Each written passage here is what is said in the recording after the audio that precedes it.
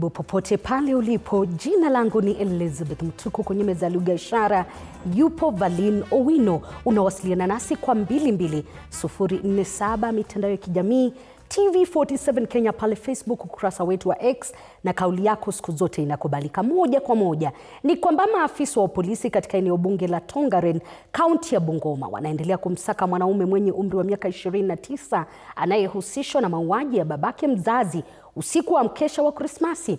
Inadaiwa kuwa marehemu aliuawa alipokuwa akijaribu kuwatenganisha mwanamke na mke wake, ama mwanawe na mke wake waliokuwa wakizozana.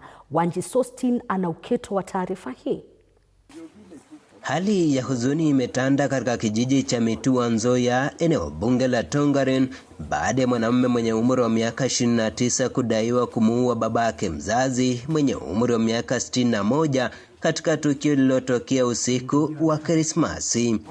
Kulingana na familia ya marehemu mzee Amisi Shikuku, tukio hilo lilitokea baada ya marehemu kujaribu kurejesha utulivu kati ya mwanawe na mke wake waliokuwa wakigombana nyumbani. Ilikuwa masaa ya saa 3, mzee akiwa anakula hapa, mtoto akipita na pipi yake. Mimi niko kwa nyumba, hata mimi sikuwa nimeanza kukula, nasikia nduru. Bila nilisikia nduru, akapiga nduru, nikaona msichana mwenyewe anaweza kufia hapa, wacha niende nimuokoe. Mimi nikaamuka, na msaka niambia usiende, wewe utaenda kukufia huko. Na ndio hapana, wacha tu niende nimuokoe. Gladys Sifuma amesema mume wake aliuawa kwa kukatwa kichwani kwa silaha kali, hatua inayodaiwa kufanywa na mwanao wakati wa mzozo huo. Amekata mzee na panga karibu 4 hivi.